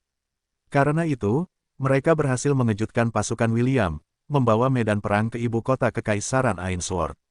Sialan, apa kau tidak peduli dengan siapa yang menjadi sandera kita? Loxos mengumpat keras saat dia mengarahkan serangan jarak jauh sekutunya ke arah musuh mereka. Para dewa palsu tidak menanggapi dan hanya menyerang target mereka masing-masing, sesuai dengan rencana yang telah disusun Paus sebelumnya. Suara angin bersiul mencapai telinga Loxos, memaksanya untuk menghindar ke samping saat anak panah Bele melesat melewatinya. Sesaat kemudian, sebuah portal terbuka 2 meter di depannya, memperlihatkan salah satu dewa palsu yang ahli dalam pertarungan jarak dekat. Kena kau, Nona, kata dewa palsu sambil melancarkan pukulan kuat ke perut Loxos, membuat tubuh Loxos membungkuk seperti udang. Loxos hanya mendesah kesakitan selama sedetik sebelum dewa palsu itu mencengkeram tubuhnya dan menariknya kembali ke dalam portal, yang tertutup segera setelah dia ditangkap oleh musuh. Tidak, Loxos, teriak Opis. Sialan, HKRG menggertakkan giginya sebelum melotot ke arah bidadari muda itu di bawah. Sebagai seseorang yang menahan keilahian dari jarak jauh, dia dapat melihat kemana musuh telah membawa saudara perempuannya. Akhirnya, kami mendapatkanmu. Paus menarik rambut Loxos, yang tergeletak di dek kapal terbang setelah ia ditangkap oleh dewa semu di bawah istana cahaya. Tangan dan kakinya diikat oleh borgol emas, mencegahnya menggunakan kekuatannya. Saat ini, ia tidak berbeda dari gadis biasa, yang dapat ditemukan di seluruh Hestia. Kau suka mengutuk, kan? Paus mencibir sambil menarik rambutnya lebih keras. Mari kita lihat bagaimana kau berbicara besar kali ini. Dasar nenek tua, kau tidak akan lolos begitu saja. Teriak Loksos. William akan menyelamatkanku. Paus menyeringai sambil menarik wajah Loksos mendekat ke wajahnya. Itulah yang kami harapkan, kami sudah lama ingin menangkap bajingan itu dan membuatnya mengerti dengan siapa dia berhadapan. Belle, yang berdiri di pucuk pimpinan kapal, melirik sekilas ke arah Loksos. Salah satu wanitanya lagi, pikir Belle sambil menyipitkan mata. Namanya tidak ada dalam daftar terakhir kali. Sepertinya dia benar-benar lupa akan janjinya. Si cantik berambut hitam itu kemudian memasang anak panah lagi di busurnya sambil mengarahkannya ke Triton, yang sedang bertarung melawan Dewa Semu yang kekuatannya setara dengannya. Perannya adalah untuk mendukung Dewa Semu lainnya saat mereka menjalankan strategi mereka untuk melemahkan pasukan William. Menangkap Loksos, yang mereka anggap sebagai ancaman terbesar di medan perang, hanyalah salah satu strategi mereka untuk menang dalam pertempuran melawan musuh yang jumlahnya lebih banyak. Namun, sebelum dia sempat menembakkan anak panahnya, sesuatu menarik perhatiannya, mendorongnya untuk melompat mundur dari tempatnya berdiri. Sesaat kemudian, tombak perak menancap di pucuk pimpinan kapal, tepat di tempat dia berdiri beberapa detik yang lalu. Setelah gagal mengenai sasarannya, tombak itu terlepas dari dek kapal terbang dan terbang ke langit. Paus dan dewa-dewa palsu lainnya terkejut karena mereka tidak menyadari bahwa musuh telah berhasil mendekati mereka tanpa mereka sadari kehadirannya. Ini sungguh tidak dapat dipercaya, dan bahkan Belle, yang ahli dalam pengintaian jarak jauh, tidak menyadari serangan musuh hingga detik-detik terakhir. Kau, gumam Belle sambil menatap wajah yang dikenalnya. Ya, itu aku. Suara percaya diri yang datang dari seseorang yang pernah ditemui Belle di masa lalu terdengar di telinga semua orang. Petik 2. Ini menyusahkan, salah satu dewa-dewa palsu mengerutkan kening sambil menatap wanita muda yang sedang menunggangi serigala dengan garis-garis petir di bulunya. Paus mendengus sebelum melepaskan rambut Loksos. Dia kemudian mengarahkan jarinya ke pendatang baru yang berdiri tanpa rasa takut di atas kapal terbang mereka. Siapa kau? Tanya Paus. Mengapa kau menghalangi jalan kami? Wanita cantik berambut pirang panjang yang berkibar tertiup angin itu menatap tajam ke arah Paus dengan mata biru jernihnya yang mirip dengan langit di sekitarnya. Dia mengenakan helm berbulu, dan baju besi berlapis tipis, yang memiliki desain yang belum pernah dilihat Paus sebelumnya. Siapa aku? Tanya wanita cantik berambut pirang itu. Kau tidak tahu siapa aku? Valkyrie cantik itu mengarahkan ujung tombaknya ke arah Belle, mengabaikan Paus sepenuhnya. Senyum menghiasi wajah cantiknya, dan aura percaya diri bisa dirasakan di sekelilingnya. Seolah-olah dia tidak peduli jika orang yang dia lawan adalah makhluk yang lebih kuat darinya. Karena kau tidak tahu siapa aku, izinkan aku memperkenalkan diri, kata Valkyrie itu, mengabaikan dua dewa semu yang telah bangkit di udara untuk menghadapinya. Akulah istri pertama Pangeran Kegelapan, Wendy mengumumkan, membuat pertempuran di sekitarnya berhenti sejenak saat semua orang melihat sosoknya yang mempesona. Bahkan Loksos, yang terbaring tak berdaya di tanah, memaksakan diri untuk menoleh untuk melihat wanita yang mengaku sebagai istri pertama William. Wendy mengabaikan tatapan yang ditujukan ke arahnya, dan menatap ke bawah pada wanita cantik berambut hitam, yang menatapnya balik dengan ekspresi penuh tekad di wajahnya. Mereka pernah bertemu sekali di bumi, dan mereka berdua tahu bahwa akan tiba saatnya ketika mereka akan menyelesaikan masalah mereka satu sama lain. Istri pertama Pangeran Kegelapan. Paus bergumam saat fajar pemahaman datang padanya. Ya, istri pertamanya. Wendy memberi Belle senyuman manis, membuat Belle mengangkat alis padanya. Belle telah diselamatkan oleh Wendy selama pertempuran di Kasiti. Saat itu, wanita cantik berambut hitam itu bahkan terpikat oleh betapa hebatnya Valkyrie ketika dia mengusir monster yang mencoba menyerang orang-orang di sekitarnya. Sekarang, orang yang sama itu muncul kembali di hadapannya. Hanya saja kali ini, dia mengarahkan ujung senjatanya ke arahnya, seolah menantangnya untuk berduel atas nama pria yang mereka cintai. Saya Wendy von Ainsworth, Wendy menyatakan. Dan saya datang untuk memberi kalian, para pelanggar, pelajaran yang tidak akan pernah kalian lupakan. Dia adalah istri pertama William. Paus menyipitkan matanya saat dia menatap Valkyrie di depannya. Jika kita menangkapnya maka kita akan menang. Seolah merasakan niat Paus, kedua dewa palsu yang telah terbang di langit menyerang Wendy di sisi kiri dan kanannya. Mereka tidak peduli jika apa yang mereka lakukan tampak tidak adil. Karena musuh telah memperlihatkan diri kepada mereka, mereka akan memberinya pelajaran yang tidak akan pernah dia lupakan. Tiba-tiba, monyet bertelinga 6, dan Raja Iblis Banteng, muncul dan melawan kedua dewa palsu, menjauhkan mereka dari Wendy, yang masih menatap Belle dengan tatapan, "Apa yang kau tunggu?" Sebelum William pergi, dia telah membebaskan Raja Iblis Banteng dan menjadikannya salah satu penjaga Kekaisaran Ainsworth. Perintah yang diberikan kepadanya sederhana, dia akan mengikuti perintah monyet bertelinga 6 tanpa gagal. Dengan kekuatan gembala, ia telah mencap sebuah rune pada tubuh Raja Iblis Banteng, membuatnya tidak dapat menentang perintahnya. Karena itu, ia tidak punya pilihan selain mendengarkan perintah monyet bertelinga 6, yang dulunya adalah bawahannya. Mata Paus terbelalak kaget karena ia sangat mengenal Raja Iblis Banteng. Bagaimana mungkin ia tidak mengenalnya? Dewa palsu itu telah menjadi Jenderal Felix selama invasi mereka ke benua tengah dan para dewa palsu di bawah komandonya telah sangat menderita karenanya. Belle, yang telah memutuskan untuk menghadapi tantangan Wendy secara langsung, memanggil Aeton dan melompat ke punggungnya.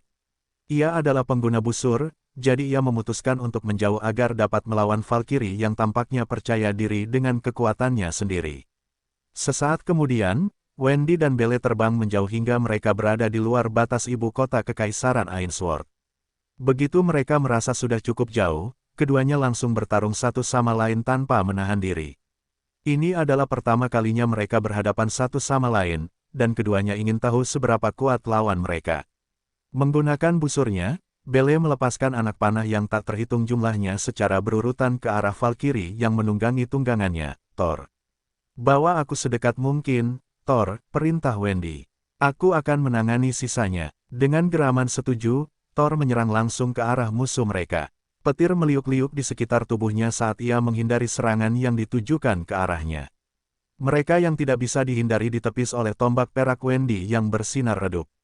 "Dia bisa memblokir seranganku." Belle mengerutkan kening setelah menyadari bahwa cara Wendy memblokir serangannya bukanlah suatu kebetulan. Meskipun dia baru saja muncul di dunia Hestia baru-baru ini, dia dapat mengatakan bahwa Valkyrie di depannya hanya berada di peringkat demigod. Dia adalah dewa semu di puncaknya, jadi jika mereka mendasarkan serangan mereka pada kekuatan saja, Wendy seharusnya tidak bisa menerima serangannya secara langsung karena perbedaan pangkat. Namun, kenyataannya adalah bahwa Wendy memang menyerangnya tanpa rasa takut dengan senyum percaya diri di wajahnya, sambil menangkis anak panahnya yang dipenuhi sihir. Setengah menit kemudian, Thor telah menjembatani celah di antara mereka dan Belle terpaksa membelah busurnya menjadi dua, menciptakan pedang kembar untuk menangkis tusukan kuat Wendy. Begitu tombak perak itu bertabrakan dengan pedangnya, Belle merasa seolah-olah dia telah ditabrak bas yang membuatnya terbang dari punggung Aeton. Rock segera berbelok ke samping untuk menangkap penunggangnya, memungkinkan Belle untuk mendapatkan kembali pijakannya. "Bagaimana?" tanya Belle. Dia tidak bisa mengerti mengapa Wendy mampu mengalahkannya meskipun perbedaan pangkat di antara mereka sangat besar. "Bagaimana?" Wendy mendengus. "Kau masih terlalu hijau. Aku telah melihat medan perang yang tak terhitung jumlahnya dan berhasil menghalau serangan dewa penghancur sendiri selama Perang Ragnarok. Dibandingkan dengannya, seranganmu seringan bulu." Saat masih menjadi Kapten Valkyrie di Asgard, Wendy telah memiliki kekuatan super yang melampaui semua Valkyrie di bawah komando Freya. Setelah mendapatkan kembali semua ingatan dan pengalaman pertempurannya, dengan bantuan artefak takam di pegunungan Kirintor, Wendy mampu menggunakan kekuatan yang pernah menjadi miliknya ribuan tahun yang lalu. Dia memang telah bertempur dalam Perang Ragnarok dan menghadapi dewa penghancur tanpa rasa takut. Dengan pengalaman pertempuran itu kembali, serangan Belle terlalu ringan baginya. Dia, yang pernah menjadi Kapten Valkyrie yang memimpin Legiun Einherjar, termasuk William, telah memikul nasib dunia di pundaknya. Serangan dewa semu tidak ada apa-apanya. "Aeton, jaga jarak," perintah Belle. "Kita tidak bisa mengalahkannya dari dekat." Sang Rock menjerit setuju dengan perintahnya dan mengepakkan sayapnya yang perkasa untuk terbang menjauh. "Ikuti dia, Thor," desak Wendy. Serigala petir menggeram dan berubah menjadi sambaran petir, melesat melintasi langit menuju si cantik berambut hitam yang anak panah mematikannya diarahkan ke arah mereka. Menembus tabir, teriak Belle saat cahaya anak panah di tangannya semakin kuat. "Illumina!" Suara melengking yang tajam menyebar di sekitarnya begitu Belle melepaskan anak panah di tangannya. Thor berhenti dalam serangannya, Sementara Wendy menyipitkan matanya saat dia memegang gagang tombaknya dengan kuat di tangannya dalam pose melempar. Hancurkan dunia. Wendy meraung saat dia melemparkan tombak peraknya ke arah anak panah yang tampaknya menembus struktur dunia. Robek musuhku, Valarika. Tombak itu berdengung begitu Wendy melepaskannya dari tangannya. Jejak api menyala meletus dari belakangnya saat tombak itu terbang lurus dan tepat ke arah anak panah yang terbang ke arahnya. Tiba-tiba, ledakan dahsyat mengguncang langit saat kedua serangan itu bertabrakan, mendorong Wendy dan Belle, ratusan meter jauhnya dari titik benturan. Mereka berdua menyaksikan awan jamur raksasa membubung ke langit, dan tanah di bawah mereka retak karena kekuatan yang diciptakan oleh kedua pukulan itu. Jarak pandang hampir nol saat awan debu menutupi medan perang sejauh bermil-mil. Meskipun dia tidak bisa melihat wujud Wendy di dalam awan debu, Belle bisa tahu di mana lawannya karena kehadiran auranya. Ayo, Aeton, kata Belle. Pertempuran ini seri. Rock raksasa itu menjerit sebelum terbang menjauh ke arah timur. Sebenarnya, Aeton tidak ingin bertarung melawan Wendy, tetapi William telah memerintahkannya untuk menjaga Belle dan menjadi pelindungnya. Karena itulah yang terjadi, itu akan memastikan keselamatannya dan mencegah siapapun melukai kekasih William. Di dalam awan debu, Wendy mendecak lidahnya. Dia memancing Belle agar menyerangnya, tetapi Belle tidak menggigit umpannya. Sebaliknya, si cantik berambut hitam memutuskan bahwa dia sudah cukup dan meninggalkan medan perang. Kurasa William tidak mencintaimu tanpa alasan, gumam Wendy sebelum menepuk punggung Thor. Ayo kembali, Thor. Aku yakin pertempuran di ibu kota juga sudah berakhir. Thor menganggukkan kepalanya sebelum berlari ke arah ibu kota Kekaisaran Ainsworth. Seperti yang diduga Wendy, para anggota Ordo Suci Cahaya telah mundur begitu Raja Iblis Banteng muncul. Namun, sebelum mereka bisa melarikan diri sepenuhnya, Estelle, ST tiba di tempat kejadian dan menyelamatkan Loxos. Mengendarai ular bersayap, dia, Estelle berhasil menyelinap ke kapal terbang, sementara semua orang sibuk bertarung satu sama lain. Tidak ada yang bisa dilakukan Paus saat itu karena dia bukan petarung yang hebat. Sama seperti Wendy, Estelle memancarkan kekuatan seorang demigod, yang membuat Paus memilih untuk tetap berada di belakang salah satu dewa Sudo yang melindunginya, daripada menghadapi lawan tak dikenal yang baru pertama kali dilihatnya. Kerja bagus, ST, kata Wendy setelah melihat bidadari muda itu menunggangi punggung dia. Kau benar-benar pengalih perhatian yang bagus, jawab ST sambil tersenyum. Mereka tidak melihatku datang. Loxos, yang telah terbebas dari rantai yang mengikat kaki dan pergelangan tangannya, menatap kedua wanita cantik yang datang untuk membantu mereka di saat mereka membutuhkan. Senang bertemu kalian berdua. Loxos tergagap. Namaku Loxos. Aku salah satu selir William. Senang bertemu denganmu, Loxos, jawab Wendy. Apakah ada bagian tubuhmu yang terluka? Loxos menggelengkan kepalanya. Meskipun Paus telah menarik rambutnya, dan menamparnya sebelumnya, rasa sakit itu tidak cukup untuk menyakitinya sepenuhnya. Apakah kalian berdua istri Will? Loxos bertanya. Dia telah mendengar pernyataan Wendy sebagai istri pertama Half-Elf, tetapi wanita berambut perak di sampingnya belum mengatakan apapun sebelumnya karena dia menyelamatkannya. Namaku Estelle, tetapi kamu bisa memanggilku ST, jawab ST. Aku tunangan Will. Kami akan menikah segera setelah dia kembali dari manapun dia berada saat ini. Petik 2. Sungguh iri, gumam Loxos setelah mendengar perkenalan ST. Mari kita bergaul mulai sekarang, Loxos. ST mengulurkan tangannya untuk berjabat tangan, dan bidadari muda itu menerimanya dengan penuh rasa terima kasih. Aku punya banyak pertanyaan tentang Will, kata Wendy. Bisakah kamu membantu menjawab beberapa pertanyaanku nanti? Loxos mengangguk. Tentu saja, terima kasih. Tolong jaga aku juga mulai sekarang. Loxos membungkuk hormat kepada kedua wanita yang menurutnya memiliki hubungan yang sangat erat dengan tuannya. Ia sangat ingin tahu tentang mereka dan memutuskan untuk mengajukan beberapa pertanyaan kepada mereka saat mereka kembali ke istana kerajaan tempat sepupu William, Eve, sedang menunggu kepulangan mereka dengan penuh kemenangan. Tunggu. Apa yang akan kau lakukan? Cherry mundur ketika melihat Nissa berjalan ke arahnya dengan ekspresi jahat di wajahnya. Apa yang akan kulakukan? Nissa bertanya balik. Tentu saja, aku akan membuat Pausmu mengerti bahwa dia tidak bisa begitu saja masuk ke wilayah kita dan menyerang kita hanya karena dia menginginkannya. Si tua bodoh itu, mungkin dia pikir kita sekelompok orang lemah. Dua pria mencengkeram lengan Cherry dan menariknya, menahan gadis kecil itu di tempatnya. Berhenti. Cherry menangis ketika melihat bilah hitam di tangan Nisa. Jangan, Nisa mencibir sambil mengangkat bilah itu tinggi-tinggi. Kau adalah kebajikan amal, kan? Karena kau suka beramal, aku berencana untuk memberikan Paus sesuatu yang menjadi milikmu. Jika kau harus menyalahkan seseorang, salahkan Pausmu atas kebodohannya. Tanpa sepatah kata pun, si cantik bercadar itu menebas salah satu lengan Cherry, memutuskannya sepenuhnya dari tubuhnya. Ah!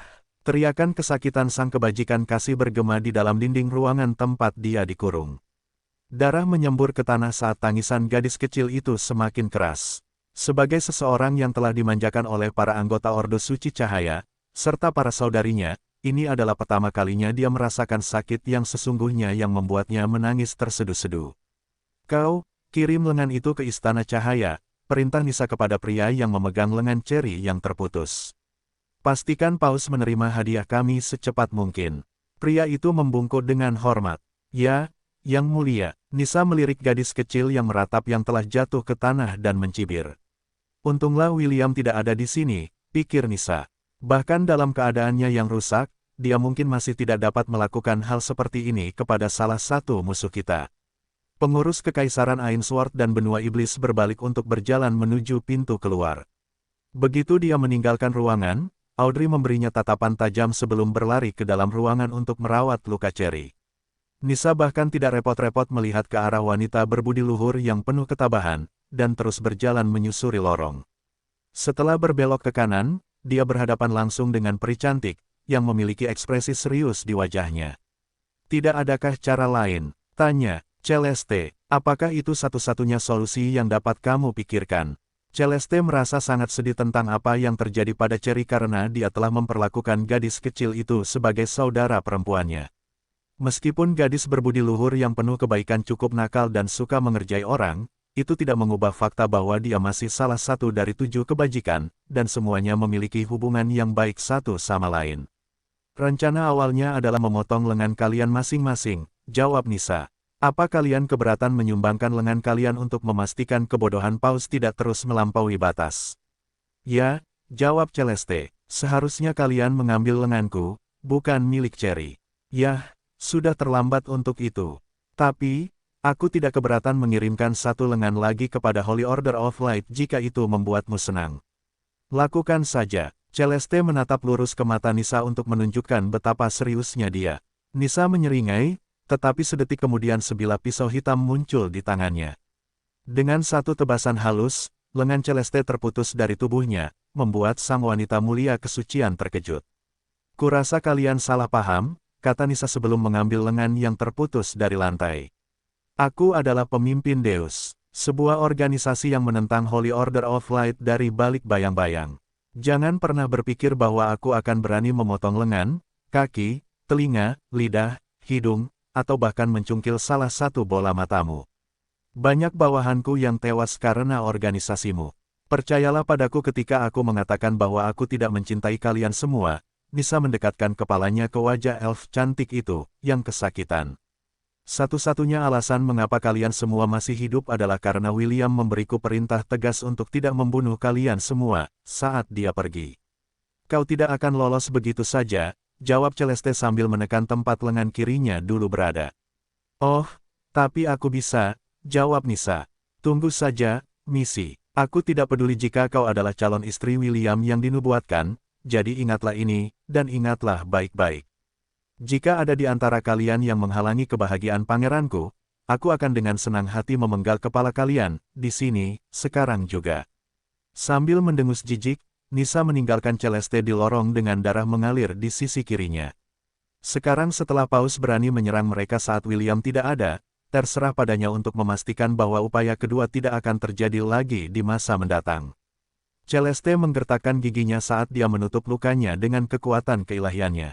Tidak seperti Cherry dan Audrey, yang mengenakan belenggu yang mengikat kekuatan mereka, Celeste bebas menggunakan miliknya, kapan saja dia mau. Akan segera kembali, Celeste berdoa agar half-elf itu kembali ke dunia permukaan bersama saudara perempuannya, Celine. Itulah satu-satunya alasan mengapa dia mengkhianati Ordo Suci Cahaya, dan membiarkan dua saudara perempuannya ditangkap oleh Pontifex of Deus, yang memendam kebencian terhadap mereka kini telah muncul ke permukaan. Celeste tidak tahu apakah dia akan memihak mereka saat dia kembali, tetapi satu hal yang pasti, Half-Elf tidak akan membiarkan saudara perempuan dari orang yang dicintainya mengalami nasib yang kejam seperti itu. Tanda pisah tanda hubung tanda hubung tanda hubung tanda hubung tanda hubung tanda hubung. Istana Cahaya, Paus, Lyra, Ephemera, Sana, dan Melody memasang ekspresi muram di wajah mereka saat melihat hadiah yang dikirim Nissa kepada mereka, tepat setelah pertempuran di Kekaisaran Ainsworth berakhir. Di dalam kotak hitam, terlihat dua lengan yang masih berlumuran darah. Sebuah surat juga disertakan, yang telah dibaca oleh mereka semua. Pesan tertulis itu singkat, tetapi berisi ancaman yang tidak bisa lagi dikesampingkan. Lain kali, kepala merekalah yang akan menjadi sasarannya. Pesan itu hanya berisi 7 kata, tetapi itu lebih dari cukup untuk membuat keempat wanita berbudi luhur itu melotot ke arah Paus karena usahanya yang gagal untuk menyerang Kekaisaran Ainsworth. Kami tidak yakin bahwa lengan-lengan ini milik saudara perempuanmu, jawab Paus setelah mendapatkan kembali ketenangannya. Hanya ada satu cara untuk memastikannya. Ikuti aku. Paus memegang kotak hitam di tangannya dan menuju ke puncak kastil bersama 4 wanita berbudi luhur, dan para dewa palsu, termasuk Belle.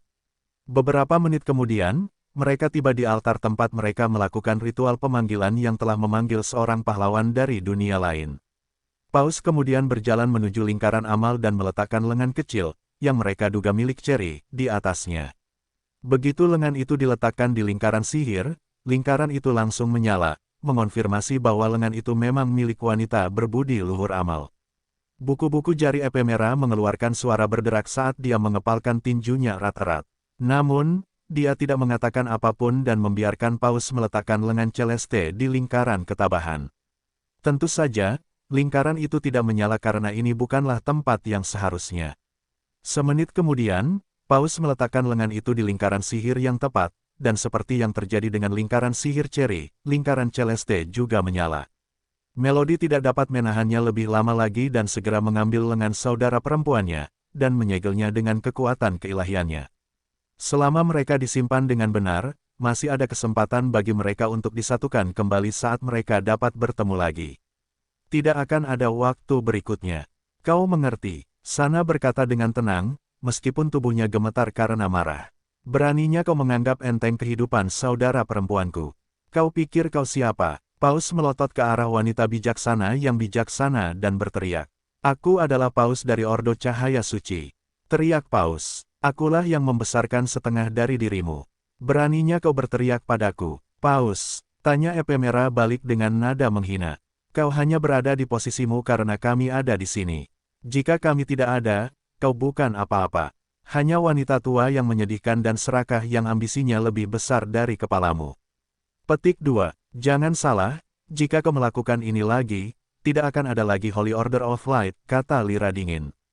Hanya akan ada kau, Lyra, Ephemera, Sana, dan Melody meninggalkan Altar of Light satu persatu. Mereka cukup kecewa karena Paus telah melancarkan serangan ke Kekaisaran Ainsworth tanpa repot-repot berkonsultasi dengan mereka. Paus memperhatikan mereka pergi sambil menggertakkan giginya. Dasar bodoh, apa kalian benar-benar berpikir bisa pergi dari tempat ini? Paus melirik dua dewa semu dan keduanya menganggukkan kepala tanda mengerti. Karena sudah sampai pada titik ini, dia hanya bisa menggunakan tindakan putus asa untuk memastikan bahwa pengaruhnya terhadap organisasi terbesar di benua tengah akan tetap ada, memungkinkannya untuk memenuhi ambisi yang telah lama dia simpan di dalam hatinya yang bengkok. Saat berjalan dengan susah payah menuju dataran murka, William mendapati dirinya diserang berulang kali oleh sekelompok orang dengan satu-satunya tujuan untuk membunuhnya. Mayoritas dari mereka adalah individu yang sangat terampil, tetapi tidak ada dari mereka yang sebanding dengan Half-Elf, yang bertekad untuk mencapai menara murka sesegera mungkin. Monster, teriak seorang pria kurus sebelum melarikan diri. Sayangnya baginya, William tidak berniat membiarkan mereka lolos. Karena mereka berani menyerangnya, dia tidak menunjukkan belas kasihan dan membunuh mereka hingga orang terakhir. Itulah hal terakhir yang diteriakkan pria itu. Sebelum petir hitam William menembus dadanya, mengubahnya menjadi kabut merah yang terbang menuju pintu masuk dataran. Di sana, mereka harus menunggu sehari agar tubuh mereka kembali normal. Setelah itu, Siklus pertempuran hidup dan mati lainnya menanti mereka.